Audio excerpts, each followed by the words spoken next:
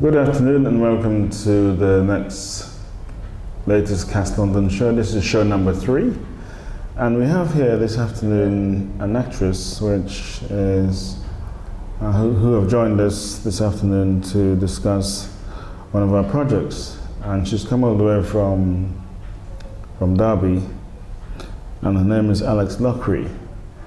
Good afternoon, Alex. How are you? Oh, okay, thank you. I'm really excited. I understood you came down on the couch this morning. I did, yeah. On the coach this morning. I was too scared to drive, and get stuck in London, so I took the coach. Took the coach. Yeah. So did you have a safe journey down? Yeah, it's very, very long. Very long. Yeah. Very long. So how did you find out about us? How did you actually? I looked on the stage website. Was looking through the jobs and auditions. And like we were saying earlier, I always used to go and buy the stage, but now obviously so you're an avid reader of the stage online? Yeah, I do. I mainly look at it for the auditions. Okay. To be honest. That's by the way, that's the www.thestage.co.uk. Yeah. Stage online. Yeah. So you went on www.red599.com, having seen the ad on the stage, having Googled Cast London. Yeah. And you thought you'd follow it around. That's it. Now, you've been an actress, you're 26, aren't you? I'm 26, 26. Shouldn't ask a lady her age, really, shouldn't you? Sorry? Shouldn't ask a lady her age. Yeah. I don't know. You're 26 and you've been in the business since you were young. You're in a pop band as well. Yeah, it's rock pop, yeah. Rock and pop. What's the band called? It's called Your Phobia. Your Phobia? Yeah. Okay. We're 4-piece, guitar, bass, drums. I'm the lead singer. And we write all our own stuff as well, so. You write all your own stuff? Yeah, it's all our own stuff. Trying to do a second album at the moment. We've got about 20 songs that we need to get out there, but we have got a first album as well. Were you a singer in the band, a lead singer? Yeah, lead singer, good. yeah. So you're kind of like a budding Chrissie Hynde then? I don't know really. Or maybe, let me think of somebody, a Lulu, maybe a Lulu. Future Lulu. Yeah, I'd like to be a bit more harder than Lulu. Or harder up. Yeah, I'd like to do, yeah. Do you play any instruments? I don't. I do have at home though have you ever heard of a chaosilator? Yeah. It's like basically a synth, but it's like a pad that you. Yeah, I used to run recording courses a few years ago. Yeah. Cass was one of the pioneers for MIDI. Yeah. Musical instrument digital interface. Yeah. And I appeared on Capital Radio with Trevor Horn, who was behind Frankie Goes to Hollywood and Tina Turner and Rod Stewart. All right. Produced those guys back in 1984, a long time ago. Yeah. And so I'm showing my history now, showing off. No, that's good. I used to run recording courses, and I used to teach people how to use recording studios at one time. But I'm talking about myself, I want to talk about you. Now, no, that's fine. Yeah, I do. I've tried to play the guitar a few times, and I've just given up with it. Yeah, I get a bit frustrated with it. But how do you? I mean, what I'm going to do. Thank you very much for joining us, by the way, on the show. It's fine. And the Cast London show. The idea of the show is a reality-based show to give people around the world an idea of what's happening in London via red599.com. Our ambition is to end up as a website like a cross between TMZ and Motown. Right, yeah. Like a showbiz site, giving the very latest of what we call multicultural viewpoint of life around the world, but reflecting London show business. Now, as you know, you're up for this movie, John Devine, the Cultural Ambassador. Did you see the trailers on the internet? Yes, I did. Yeah. What did you think of the trailers? I did. I think they were with the gentleman who was Leon Herbert. Yeah, I thought it was quite interesting. Interesting character. Yeah, I think that's a good slant on it, really. Good slant. Yeah. It's very fun, very tongue-in-cheek. Yeah, I like that a lot. Yeah. Are you a fan of science fiction? I love it. I really do. It's it's my favourite genre for films, definitely. I definitely love it. Okay. And as an actress as well, I think when I looked at this film, and you know, as an actress, you think, what could I play in this film? And obviously what comes to mind, because it's like a James Bond style movie, you think of like the femme fatales in that sort of role, and sort of the fast girl sort of side, and that side's fun, but I'd also be interested as an actress to play like a really, like if it was a science fiction role, like a character that you could the film, really... it's based on a book that I wrote a long time ago. Yeah. And as you say, it's like a cross between James Bond and Star Trek. Yeah. Now, are you a fan of Star Trek? I have watched it. But you're more interested in the James Bond element? I don't... both the same, but I prefer more sci-fi, more to action. All right. Yeah. So you're into like Men in Black and these sort of movies? Yeah. Aliens and anything like that. So if you were to have a top 3 movie star, because this is obviously a movie where the leading character is a black guy. Yeah. If you had a top 3 black guy movie star from Hollywood, who would win your top 3? Ooh. That you find quite attractive? Well, I've always liked Will Smith. I loved him when I was younger, yeah. Will Smith, yeah. I can't think now.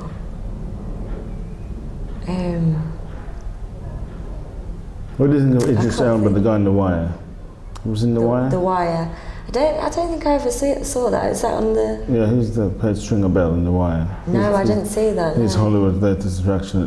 He's in Prometheus. Oh, is he? I want to go see that. I really do want to see that. Charlize Theron.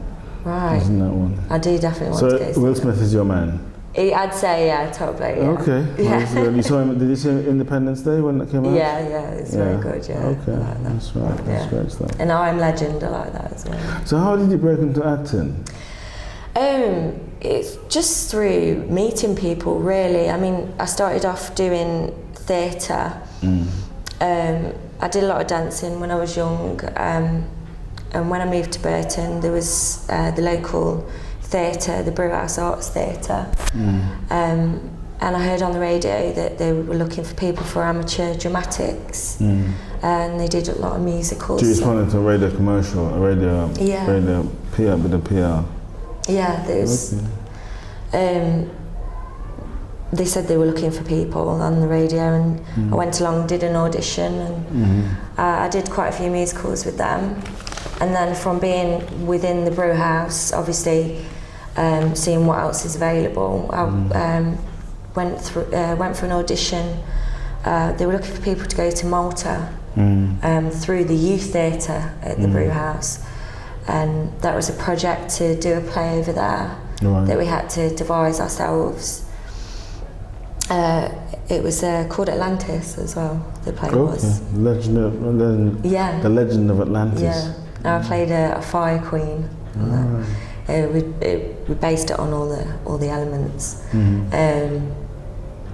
Well, our movie is about, as you know, you read the press release on the internet about the movie, and obviously the press release must have attracted your attention. Yeah. Essentially, it's about Elohim, and the Elohim are meant to be, in science and mythology, the creators of human beings. Like, for instance, today on the news, they're talking about the Higgs boson particle, the God particle they're calling it. So, according to legend, the Elohim are supposed to have been humanoid creatures that came to Earth, as it says in Genesis chapter 1, where it says God created human beings in the image. Yeah. That kind of idea. It created humans in the image, but through scientific, pseudo-scientific type of situation, what they call cloning. So the movie's about that kind. So the movie really is a cross between like X-Files, iRobot, James Bond, Star Trek, and The Matrix. Yeah. And Blade Runner. And the Earth Stood Still, and Buck Rogers. So, but it's meant to be really funny. It's meant to be funny. The script is very funny. That's good. Yeah. But the leading character is called Princess Aliha. Yeah. Who's like a cross between Naomi Campbell, Diana Ross, and Lieutenant Who in Star Trek. Yeah. And then there's another major character, like a blonde goddess who works for Vogue magazine. Yeah. Now the character itself, the character of the movie is, the main character is who Leon will be playing, is Leon Herbert. This is Leon Herbert, the guy in the tape. Yeah. Now, he gets extraterrestrial, he has extraterrestrial contact. But I don't want to go too much into the movie right now because I really want to talk to you about yourself. Yeah, that's okay. Yeah? Now, I have been in the business for 32 years now in show business, entertainment and media in London. What's your take on the modern entertainment scene? How do you see it with the X-Files and X-Factors? You were telling me earlier on that you're on Star Now, for instance. Yeah. And I had some conversation with the people behind Star Now a while ago, and they said they've got something like 2 or 3 million people on their books. Yeah, it's hard to. Have you found any jobs through Star Now? Yeah, I got both the feature films that I'm doing at the moment. They were through Star Now, and it's literally just trawling through loads and loads of adverts and basically finding what you want from it, really, and that can be quite time consuming because there's that many adverts and some of the jobs are not paid, are they? No. Some of them are just some of them are non-pay whatsoever. Some of them are expenses, and if you're lucky, some of them are paid. But I'm really glad with the ones that I've got the parts for, these 2 feature films. They're great people, and I know that they've. One is a Bollywood film, isn't it? Sorry? One is a Bollywood film. Well, it's a Bollywood British film. Bollywood British. Yeah. Okay. It's not your typical what you'd see as a major Bollywood film, but it's got that essence to it, and the people behind it, obviously, are from that genre. So that it's just really interesting to work with different people and have links to that. What do you think of people like, say, Simon Cowell and Quincy Jones, who was behind Michael Jackson, and Clive Davis, who was behind Whitney Houston, the late Whitney Houston, and Michael Jackson, Quincy Jones, and Will.i.am, and what do I think of them? What do you think of all that kind of interaction between Bengali type characters and personalities who shape people? I like it and I don't like it.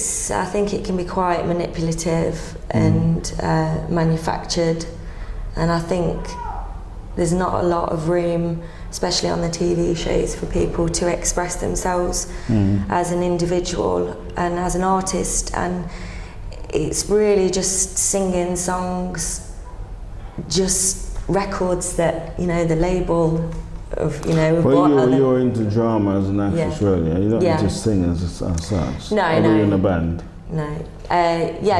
Drama is my main passion, really. Okay. Definitely. I love being, just putting yourself into a different world. When you're singing it, I think it's quite personal thing, really, and it's nice with acting to step into something else and create something. Now, you're a girl of a modern age, aren't you? So, which means it sounds like you spend a lot of time on the internet. Is that? Yeah, on and off. Yeah, on and off. I don't have a telly. I don't watch TV. You don't have a television? No. I was just saying to Patrick. So how do you pass your evenings? That's what everyone says to me. Well, because I'm quite busy. It's either doing stuff with the band, writing songs, or learning lines, because I've had a lot of lines to learn, or looking for work on the internet. Doing as much as I can, really, to try and I see. creatively, really. And it's given me a lot more time to do that. When I had a telly, it was you just sit in front, and then I thought, what am I doing for so many hours? So you find the internet quite a useful way to get your work and make contacts? Yes. Are you on Facebook and Twitter and all these websites? Yes, I am. Yeah, I'm on Facebook. Yeah. I do need to go on Twitter though. Yeah. I've not been on it yet, but I think. Yeah. Well, I hope you join me on Twitter. I'm on Twitter, so check. You could be my first friend. Okay. All right. Okay. I accept that. Now, show businesses have taken off in a big way with many internet websites like TMZ, Daily Mail, Huffington Post, Salon.com, Facebook, Twitter. Okay. Now setting the page for news and gossip. What do you think about that? I think it's a really good thing. I mean, the more publicity and more more people you can get together. It just creates its own movement then. Do you have an agent, for instance? I don't. I was with an EKA agency. You had an agent before and you left them, split up with them, and... Yeah, it was a short-term contract and I never renewed it because I got a couple of jobs out of them, but I would really like to meet an agent where, you know, obviously they audition you and it is, you know, it's a top-class agent. I'm not saying EKA wasn't, but they didn't audition. I feel they've got probably a lot of people on the books, and it was more of an extras agency than someone that's there to really focus on what you want to do as an actor.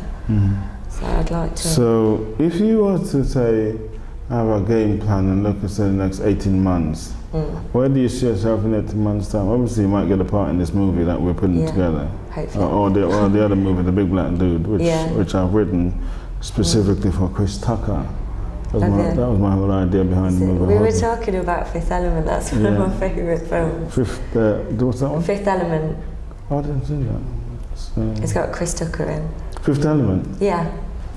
The one I've seen is Rush Hour. I know him from Rush Hour. Right.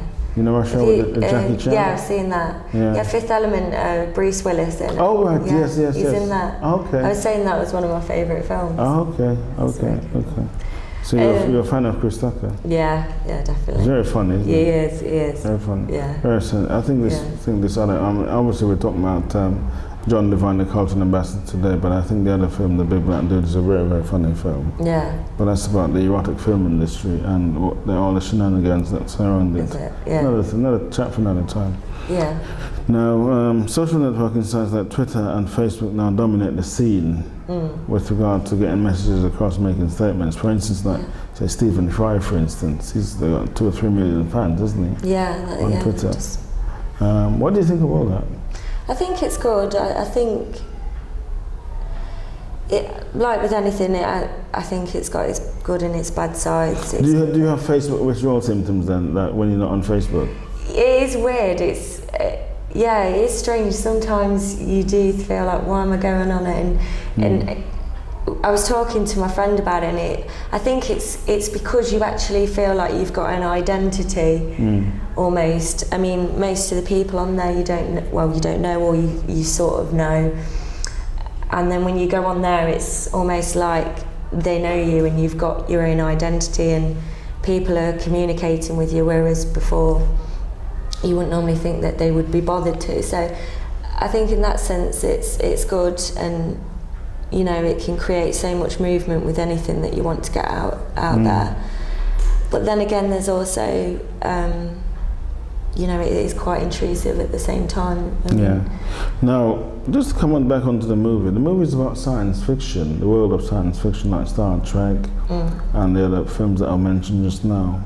But as you know, with today's generation of people, mainly under 30, who are really into gadgets and having the iPad and the iPhone and the iPod and the laptops, and you know, here's some people have 2 or 3 phones at once. I mean, as you know, I came in with my phone, I forgot my phone, so thank you for allowing me to take that phone call. Did you see my phone though? My phone's really old. No, my phone is old school as well. My phone is about 5 years old. Oh, so that's it's old right, school. then I feel haven't got, my phone doesn't have any pictures on it and stuff, so it's old school phone. What do you think of this people's obsession with all these gadgets? And are you a gadget freak, would you say? I'm not in reality, but if I had the money, I probably would. You buy an iPhone? I would buy an iPhone, yeah, I think I would. Purely because of always looking for opportunities and contacting people. I think if you've got it at hand, you need that with what I want to do. But I haven't really got that many gadgets really. I mean, my phone's dead old. I haven't got an iPad. Even my PC at home is really old. Now looking at jobs and going up for jobs, because from the budding actress or a working actress, that's quite a laborious process, isn't it? Yeah. What's the biggest thing you've been up for so far, would you say?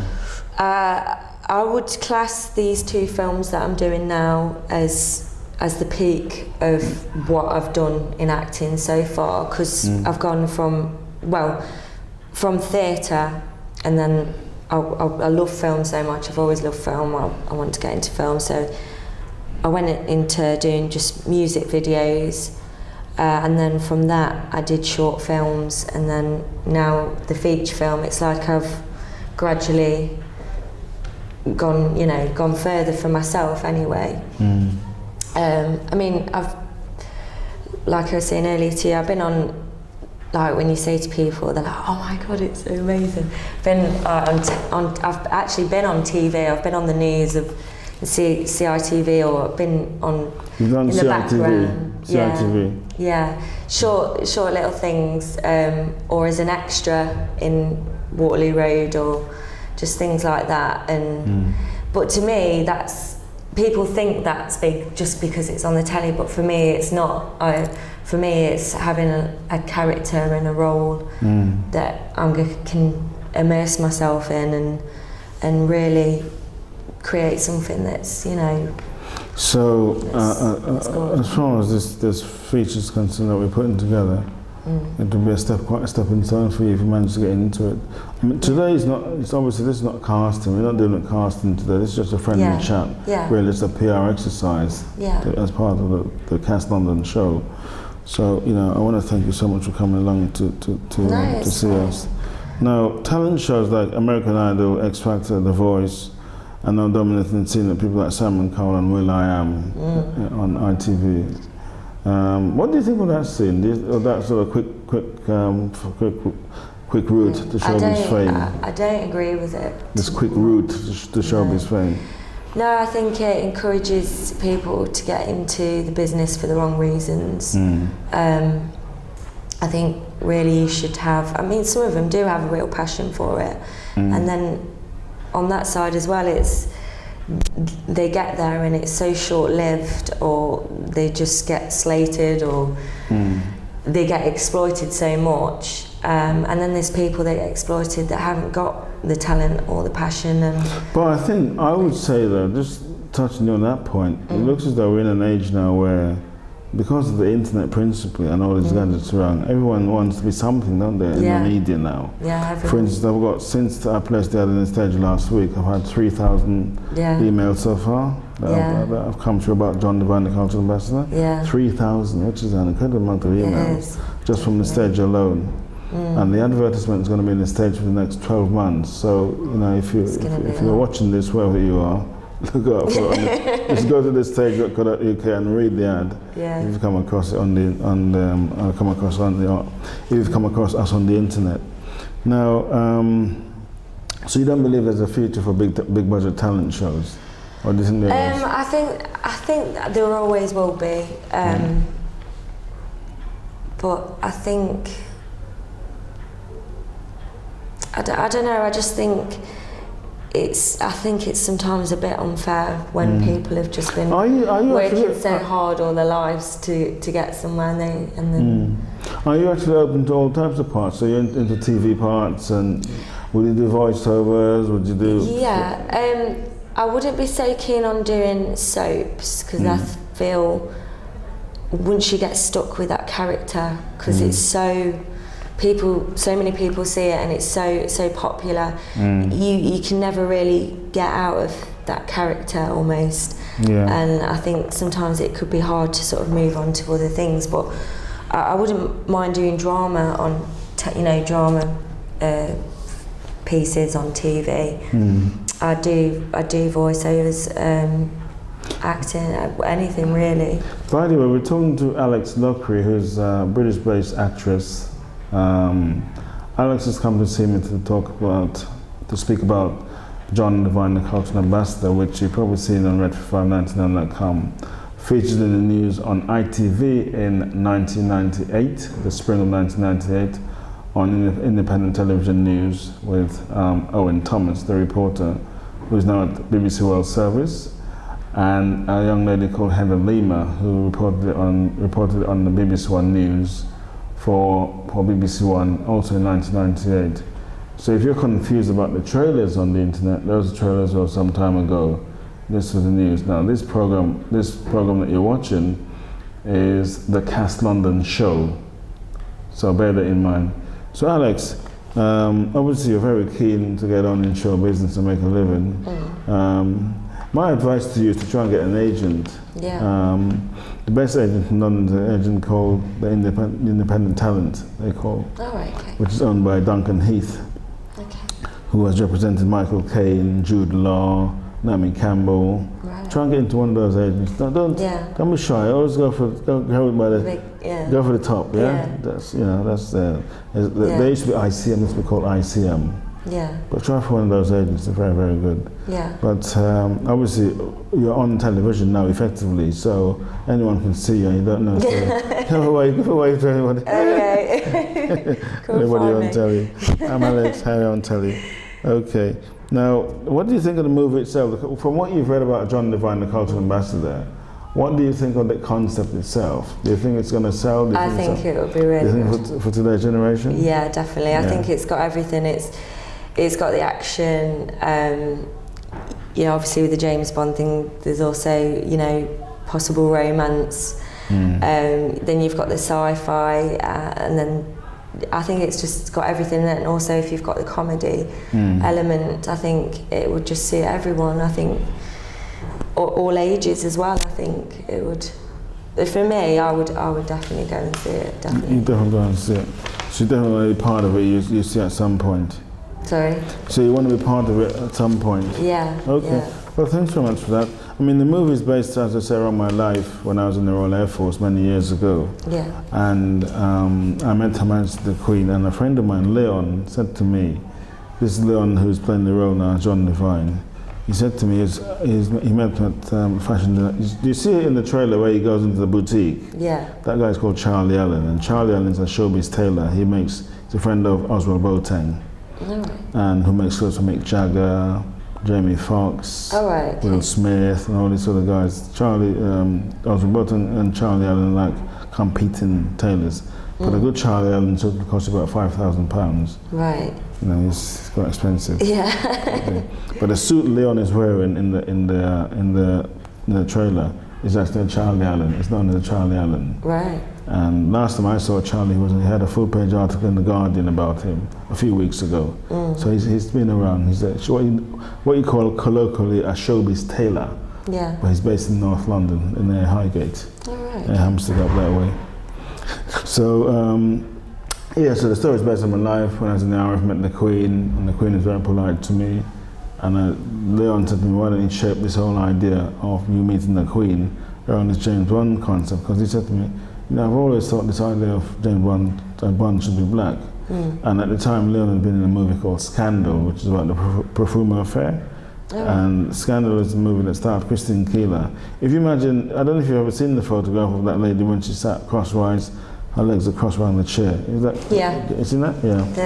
With that kind of chair. Yeah, with that chair. Yeah. That lady's called Christine Keeler.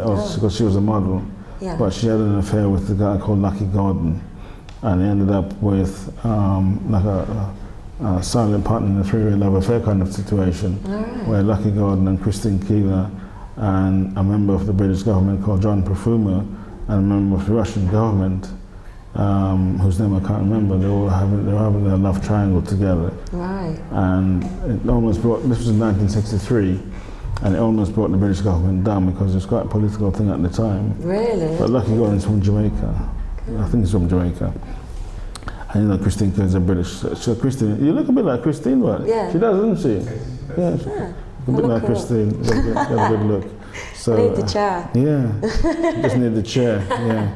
So yeah, I think you'll go very far, to be honest. But looking at your pictures here, I mean, I was quite pleased to see your photograph and your image and likeness. And I'm not sure if you can see any of these red at all. These pictures of Christine. I don't know if they come out. Christine's images. Very nice. Taken as that. These are all headshots. Are you on Spotlight? No, I do. Not on Spotlight? I do need to go on that. Oh my goodness, you're not on Spotlight. I know. Everybody's on Spotlight. I know. I need to sort it out. Yeah, everybody's on Spotlight. So I think we should try and go on Spotlight because that will help you tremendously. And the Star now is one route, but you need to be on Spotlight, I think, to be honest. to really push things along. So now back to the science fiction side, because this is a part of my PR for my book. Now, what do you think of this whole idea of us being created as human beings? I'm going to tap into your brains now and pick your brains a little bit, because you know the films about the Elohim. Do you know who the Elohim are? From obviously reading about what you've put, I've known a bit more, but not much. Have you heard the word before? No, I haven't. No, not till I saw it. It's a Greek word means for created gods, those who came from the skies, the created Elohim. And by the way, if you want to find out about Elohim, just go to www.rael.org. That's www.rael.org, where you'll find more information about the Elohim. Or try www.urantia.org, or try Google Wesley Bateman, Wesley Bateman was a Federation telepath, as he calls himself. He's passed on now, and he was the source of Star Trek. Most of the ideas behind Star Trek was started by a lady called Lucy Ball, who was in used to be in a comedy show called I Love Lucy. Very famous show back in the early 60s. Right. And Lucy Ball was the person who launched Star Trek around about 1962-63. Yeah? And Wesley Bateman, he was one of the persons who came up with a lot of the ideas behind Star Trek. Although Star Trek itself was based on a book by Gene Roddenberry, who's also passed on now. Also, you can Google Dr. York, the famous black American who got involved with talking about a very controversial subject of how we as black people are the original inhabitants of life on Earth. It's a very complicated subject, which I sort of share some of his viewpoints, but I don't agree with everything that he has to say. Or you can Google Amora Kwan Yin. That's Amora Kwan Yin. She writes about the Elohim as well. Google God, Google Goddess. Google the origins of the Elohim. Google The Witch's God by Jonathan Stewart Farrar, which is a book about all the gods and all the goddesses that's ever existed on Earth, written in a book format. Or Google Rael, as I said, Rael an organization. And Google is another great book called The Book of Knowledge, The Keys of Enoch, written by a guy called J.J. Hertog, a thick book. The Urantia book you can buy at the shop called Mysteries Bookshop in Covent Garden, or you can buy it at Watkins Bookshop, just off from the old Talk of the Tongue as you come down from Leicester Square. And you walk down towards Trafalgar Square, you can pick up the Urantia book in a shop called Watkins off Cecil Court, one of those little trendy side streets in the West End, just opposite the St. Martin's Lane, the very trendy St. Martin's Lane Hotel. Anyway, sidetracking. No, it's okay, no, it's interesting. Bit of PR there. No, it's really interesting. about the Elohim. I like it. But I personally, as Cast London, I channel with the Elohim. Yeah. You know, I'm like a channel, like a preacher. Yeah. I kind of write it like a spiritualist, a kind of situation, and then I write. But essentially, I'm a writer, a publisher, a scientist, a film, television, music producer. I'm also an astronomer, and I'm also into a radio and television and telecommunications engineer. Yeah. That's what I did in the Royal Air Force. So I wear many caps, I'm afraid. Yeah, many that's caps. good. And in the early days, I used to build amplifiers for some of the big sound systems in London. All right. So Bob Marley, for instance, you know that tune No Woman No Cry? Yeah. I was at the concert. Was it? Yeah. I was an 18-year-old boy at the concert. Oh, you loved it? Yeah, I loved it, yeah. It was great stuff. Wow. And I remember parking my MGB outside the theatre. It was the Lyceum Theatre in Leicester Square. Yeah. When I was really a soul boy in those days, but I was sort of into reggae as well. This is like 1975 now, so it's going back a bit. And Bob Marley is women love Bob Marley so much, it's incredible. I mean, my girlfriend was really into him, the girlfriend I had at the time. Did you like him? Did you find him attractive? Yeah, I not in that way, but I love him for what he did. You like his songs and the spiritual? Yeah, definitely. Do you smoke? I have. Well, not that kind of smoke. All right, I see. Oh wait, which one? Which do you mean? Yes. Bob Marley. Do you smoke happy cigarettes? I have done, yeah. Okay, yeah. I mean everyone in show business smokes happy cigarettes. Rastafarian, yeah. Rastafarian. That is a religion. Okay. Talking about music and stuff, who's your favorite singer? Ooh, It's a hard one. Are you in soul, reggae, rap, To be honest, it's when anyone asks me what my favourite type of music is, I can't literally answer because I absolutely love every kind of music. I love classical, I love jazz, I love metal, I love rock, pop, soul, everything. As long as I like the song, then it doesn't matter what genre of music. Okay, so you have a very broad taste. Yeah, then. I like. So would you say you're into Rod trippy Stewart stuff as well? Yeah, trippy stuff. Conceptual stuff, you know. Okay. We can't really class as music, but people do. What do you think of the British music scene at the moment with all the new guys like Tiny Temper and Dizzy Rascal and yeah, it's it's all dubstep now. I love dubstep, but it's been around for a lot longer than people realise, I think. And what about the bands like Blur and Oasis and all these bands? Yeah, I like Blur. I do like Blur. I prefer Blur to Oasis because they did a lot more alternative stuff. Oasis seemed to stay on the same. They've got their own and the sound. Killers and all these bands. Yeah, I do. I do like them. Yeah. I think the stuff that's in the charts though sometimes is not really putrid, isn't it? I mean, obviously it must represent, the majority because that's why it's in the charts. I mean, my comment, I haven't grown up in the music industry because my family used to have a steel band in the early 60s in the Caribbean, a proper steel band. Yeah. Boop, boop, boop. Yeah, I like that. So we had it like in the Caribbean. Because you see what I say on the press release on the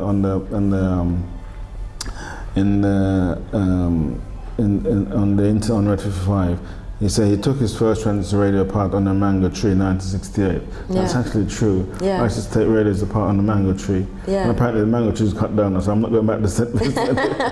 By the way, for those that are wondering who I am, I'm Cass London, by the way. I was born in St. Vincent and the Grenadines, and I know my cameraman Red was born in Grenada. Now, the reggae scene itself is centered around Jamaica, but it's very, very popular throughout the Caribbean. And Caribbean music is now dominating the whole culture around the world because hip hop itself has grown out of Grandmaster Flash and Kool Herc, who was a Jamaican sound system personality that went to New York and revolutionized the New York scene in the late 70s, early 80s. So Caribbean culture is very, very influential on the world music scene, no matter how you look at it. And Caribbean people are very merry. Would you say we're very merry people? We're happy people. Yeah, I'd say so relaxed as well. Very relaxed, very relaxed. Yes. Take it. And you have in the Caribbean, a lot of guys, if you take the Rasta scene, what they call it, the Rasta holiday scene, a lot of European women go to Jamaica and Barbados and Trinidad and Tobago just to slum it and smoke and find a Rasta or find a beach bum to hang out with, and they never come back to just make a life with them. So the scene is very seductive with this, Princess Margaret, for instance, not to say Princess Margaret was a beach bum in any way, shape or form, but Princess Margaret used to go to Mustique and she had the whole island to herself. Now St. Vincent and the Grenadines and Grenada, Mustique is between the two islands. Grenada is known as the Spice Island, where you have sandals, the tourist people, sandals. Right, okay. And Mustique itself is regarded as like a paradise, where all this Tommy Hilfiger, David Bowie, Tina Turner, Mick Jagger, Princess Margaret, they all got it for holiday. Princess Margaret had a house in Mustique. Now Mustique belongs to St. Vincent and the Grenadines, part of the island, part of the government itself. So it's governed by St. Vincent and the Grenadines. And Princess Margaret used to live there with, like the Queen goes to Balmoral on holiday, Princess Margaret used to go to Mustique on holiday with her friend Colin Glencomer, a guy called Lord Glencomer, who's called Colin Tennant, and they all hung around Tobago. Now Ian Fleming, who created James Bond, he used to live in the Caribbean. He used to live in Jamaica. He used to call him Commander Fleming. But Ian Fleming, like me, was in the Navy. And that's how he built James Bond. This whole idea of James Bond came about from that.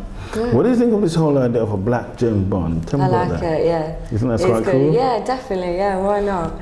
Yeah. The idea of James Bond himself being black, or our alternative to James Bond being black, I think it's quite a cool, quirky definitely, idea. Yeah, because it'd give a different edge as well to how James Bond is. Are you a big fan of James Bond? Have you seen all the films? I do like it. Yeah, I do like James Bond. I don't know. When I was growing up, the main James Bond that I saw, obviously, because it was the time I was growing up, was Pierce Brosnan. But I like Daniel Craig. He's a good James. One of the guys that's keen on this movie, as I say in the script, and forgive me, but what I'm going to do, this is just to help those people that are looking at the trailer, but for some reason can't find the press release on the internet. I'm literally going to read the press release. It's on their page, so forgive me, I'm going to read it to the camera. Okay. Hollywood actors set for rival to James Bond. Press release for immediate publication dated April 27, 2012. London, United Kingdom. www.redfit599.com.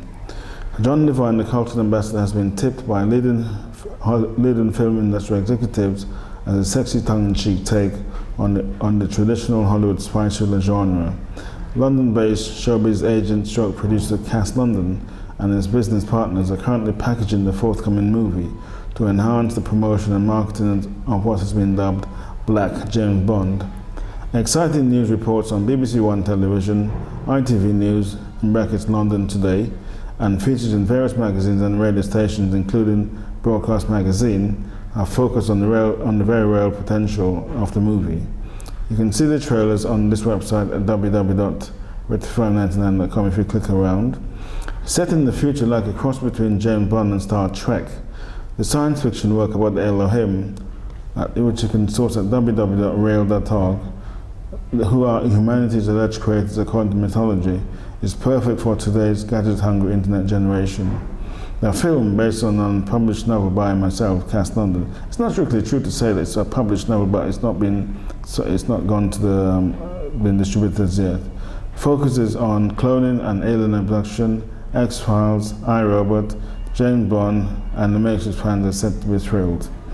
Casting advertisements have been running in the international show business press, including The Stage, that you can source at www.thestage.co.uk, and it's been running for the last 2 or 3 years. The Black James Bond capable star Leon Herbert, and Leon played Paul Robeson. He's also been in a movie called Scandal. He did a movie called Emotional Backgammon. He's been in Batman, Alien, The Paradise Club, and a few other projects. Leading Hollywood actors including Idris Elba, who's the darling of Hollywood at the moment. Idris is in a movie called Prometheus at the moment, and he's played Stringer Bell in The Wire, the television series, and he was in a BBC program called Luther. Will Smith, Jamie Foxx, Colin Salmon, Denzel Washington, 50 Cent, Tyrese, Puff Daddy, or P. Diddy as he calls himself now, Colin Salmon, as I said, and many others are said to be very keen on being part of this exciting film venture. We are in the process at the moment, for those who are keen to know what we're doing with the movie, of packaging the movie. We have the funding together, and we're now getting together. We have the funding together, but we don't start shooting until June next year. That's June 2013. Today is July the 4th, 2012.